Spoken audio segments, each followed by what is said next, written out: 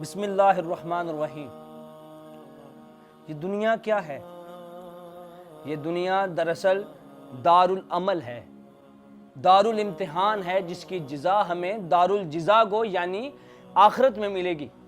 ہم جیسا یہاں پر کرم کریں گے ویسا ہی بدلہ ہمیں آخرت میں ملے گا۔ یہ دنیا تو دراصل آزمائش کی جگہ ہے۔ ہمارا پیدا کیا جانا اور ہمارا ختم ہو جانا یعنی کہ مر جانا دراصل آزمائش ہے، اللہ سبحانہ و تعالیٰ کی طرف سے ہمارے لیے بنائی گئی آزمائش۔ سورہ ملک میں اللہ سبحانہ و تعالیٰ فرماتے ہیں، وہی ہے جس نے موت اور زندگی کو بنایا تاکہ تمہیں آزما کر دیکھے کہ تم میں سے کون ہے جو بہتر عمل کر کے دکھائے، تم میں سے کون ہے جو سب سے زیادہ رب کا مطیع ہے، تم میں سے کون ہے جو سب سے زیادہ رب کا فرما بردار ہے، تم میں سے کون ہے جو اپنے نفس کو اپنے رب کے حکم پر قربان کرنے کو تیار ہے۔ اس لیے اللہ نے دنیا اور آخرت کا ایک فلسفہ بنایا تاکہ لوگ تیار رکھیں اپنے آپ کو آخرت کے لیے۔ آج ہر شخص یہ تو کہتا ہے کہ میں نے ایک دن مرنا ہے، ہم سب نے ایک دن مرنا ہے، لیکن کیا ہم لوگ اس چیز کے لیے تیار ہیں؟ کیا ہمارے پاس وہ تیاری کا سامان موجود ہے؟ جب ہم سفر پر نکلتے ہیں تو اپنے ساتھ ہمیشہ کچھ نہ کچھ سفر کے لیے سامان لے کر چلتے ہیں، کبھی خالی ہاتھ نہیں نکلتے۔ لیکن موت ایک ایسا سفر ہے جس کے لیے ہم خالی ہاتھ جانے کو بھی تیار ہیں، ہمیں کوئی فکر نہیں ہے۔ کیوں؟ کیونکہ ہم نے کبھی آخرت کے فلسفے کو سمجھا ہی نہیں۔ آخرت کا فلسفہ کیا ہے؟ اللہ سبحانہ و تعالیٰ نے دنیا میں ہمیں بے بہا نعمتیں عطا کی ہیں، اور اس سے کئی گنا زیادہ نعمتیں آخرت میں اللہ سبحانہ و تعالیٰ ہمیں عطا فرمائیں گے۔ دنیا کی جو نعمتیں ہیں وہ فانی ہیں اور انہوں نے ختم ہو جانا ہے، جبکہ آخرت کی جو نعمتیں ہیں وہ لا فانی ہیں اور انہوں نے کبھی ختم نہیں ہونا۔ جو دنیا کی نعمتوں کے پیچھے پڑ جاتے ہیں، جو دنیا کی نعمتوں کے خواہش مند رہتے ہیں، ان کے لیے محض دنیا کی نعمتیں ہوتی ہیں، آخرت کی نعمتوں میں ان کا کوئی حصہ نہیں ہے۔ اور جو لوگ اپنے آپ کو آخرت کی نعمتوں کی تلاش میں رکھتے ہیں وہ لوگ دنیا کی نعمتیں بھی پاتے ہیں اور آخرت کی نعمتیں بھی ان کا حصہ بنتی ہیں۔ سورہ رحمان میں اللہ تعالیٰ نے دنیا کی نعمتوں اور آخرت کی نعمتوں کا خوبصورت موازنہ پیش کیا ہے۔ اللہ سبحانہ و تعالیٰ فرماتے ہیں، سورہ رحمان آیت نمبر 26 اور 27، ہر چیز جو اس زمین پر ہے ختم ہو جانے والی ہے اور صرف تیرے جلیل اور کریم رب کی ذات باقی رہنے والی ہے۔ اس دنیا پہ موجود ہر چیز جو بنی ہے اس نے ایک دن زوال پذیر ہونا ہے، چاہے وہ کتنی ہی پرانی عمارتیں ہوں اور عالی شان بنگلے ہوں، انہوں نے ایک نہ ایک دن ختم ہونا ہے، انہوں نے اپنے اختتام کو پہنچنا ہے۔ لیکن تیرے رب کی ذات ایسی ہے جو کبھی ختم نہیں ہو سکتی، وہ حی اور قیوم ہے۔ یعنی اس دنیا کی تمام نعمتیں فانی، اس دنیا کی تمام چیزیں فانی، تو پھر ہم اس چیز کی تیاری کیوں نہ کریں جو لافانی ہے؟ تو پھر ہم اس چیز کے لیے اپنے آپ کو تیار کیوں نہ رکھیں جس نے کبھی ختم نہیں ہونا؟ تو یاد رکھیں، جیسا عمل اس دنیا میں آپ کریں گے ویسا ہی بدلہ آخرت میں آپ کو ملے گا۔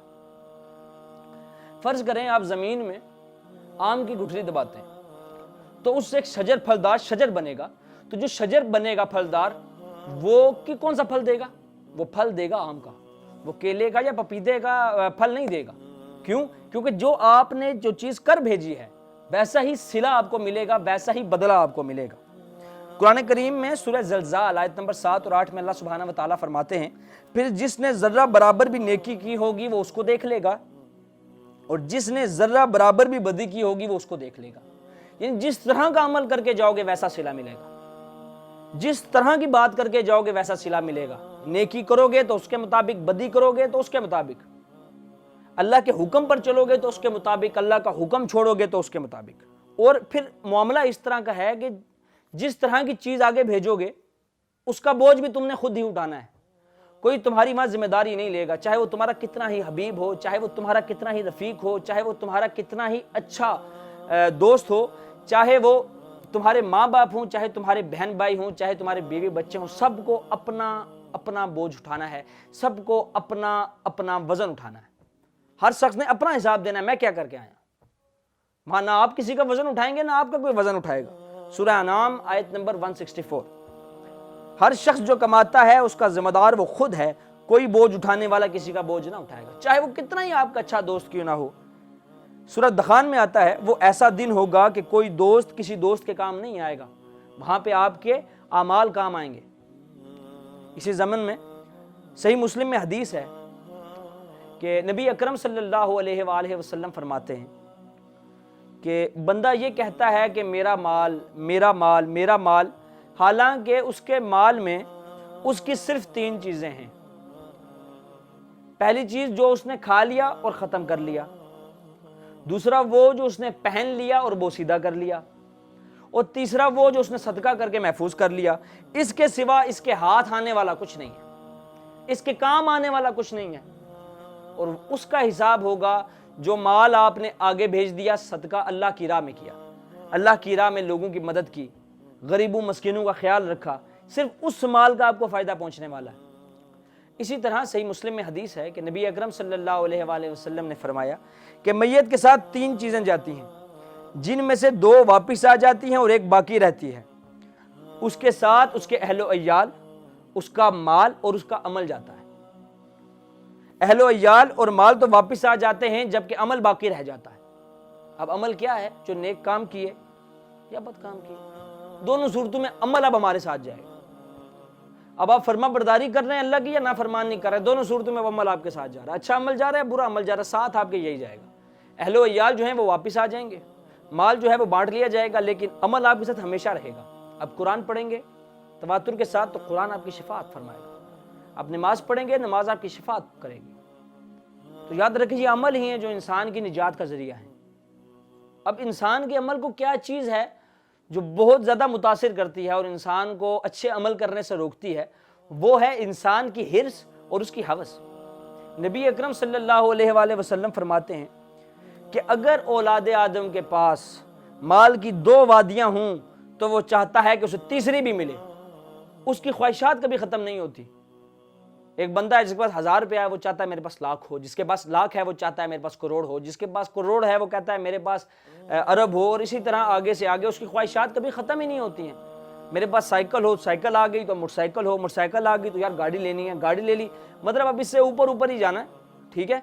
اور اس معاملے میں انسان اللہ کا ناشکرہ ہو جاتا ہے، وہ اللہ کا شکر ادا نہیں کرتا، وہ قناعت نہیں کرتا، وہ کفایت نہیں کرتا، وہ صرف اور صرف اب آگے بڑھنے کی طرف اس کا رجحان ہوتا ہے، اور دین سے دور، عمل سے دور، جبکہ یہ وہ چیزیں ہیں جنہوں نے قبر کے کنارے سے واپس آ جانا ہے، اور جس چیز نے ہمارے ساتھ جانا ہے وہ ہمارے اعمال ہیں۔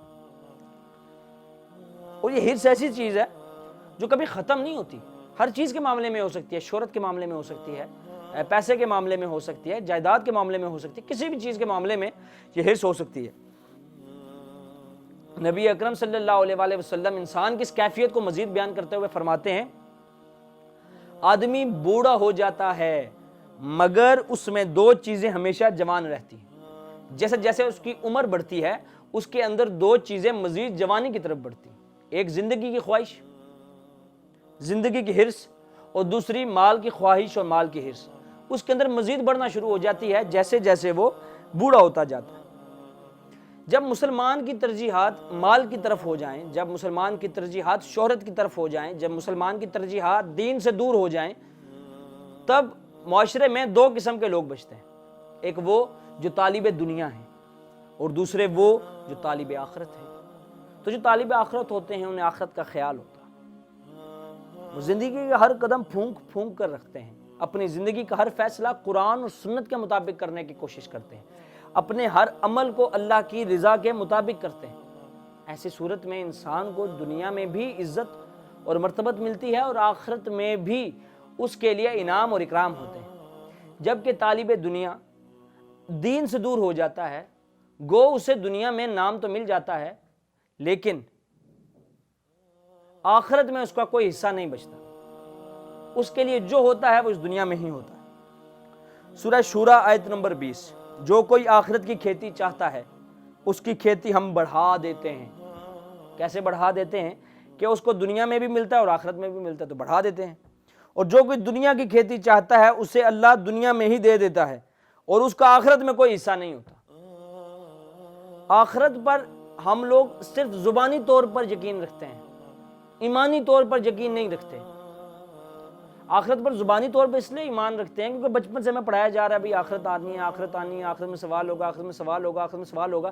اب ہمیں کوئی فرق نہیں پڑتا، اب ہم منہ سے اس رٹو طوطے کی طرح یہ بات کہہ دیتے ہیں کہ آخرت میں سوال اور جواب ہوں گے، لیکن ہمیں کوئی فرق نہیں پڑتا۔ ہمیں صرف وہ ایک ایسے الفاظ ہیں جو ہمارے منہ سے نکل رہے ہیں لیکن اس کا ہم پر اثر نہیں ہو رہا۔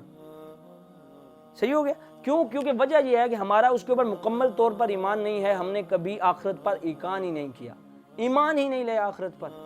اب مجھے بتائیں، اگر ایک شخص آخرت پر ایمان رکھتا ہے اور وہ کہتا بھی ہے کہ میں آخرت پر ایمان رکھتا ہوں، تو وہ رشوت کیوں کرتا ہے؟ وہ رشوت کیوں لیتا ہے؟ وہ سود کیوں کھاتا ہے؟ وہ دوسروں کا حق کیوں مارتا ہے؟ اس لیے کہ اسے ڈر نہیں ہے، اس کا یقین نہیں ہے کہ آخرت میں میرے ان تمام حرکات کا سوال ہوگا، میرے ان تمام مسائل کے سوال ہوں۔ وہ صرف اور صرف زبانی طور پر اس کا اقرار کرتا ہے، دل سے اس پر ایمان نہیں لاتا۔ تو اگر ہم چاہتے ہیں کہ ہمارے معاشرے کے اندر بہتری ہو، اگر ہم چاہتے ہیں کہ ہمارے معاشرے کے لوگ سدھر جائیں، اگر ہم چاہتے ہیں کہ ہمارے معاشرے کے لوگ دین اسلام کی طرف راغب ہوں، اس کی تعلیمات کو فالو کریں، اس کی تعلیمات کی پیروی کریں، تو ہمیں لوگوں کو فلسفہ آخرت سمجھانا ہوگا، ہمیں لوگوں میں اللہ سبحانہ و تعالیٰ کا خوف ڈالنا ہوگا، قرآن اور حدیث کا صحیح فہم ڈالنا ہوگا، تاکہ وہ لوگ سمجھ سکیں کہ اگر ہم اچھے عمل کریں گے، ہم اللہ کی بات مانیں گے، اللہ کی فرما برداری کریں گے، تبھی ہمارے لیے نجات ہے، ورنہ بربادی ہی بربادی۔ وما علینا الا البلاغ المبین۔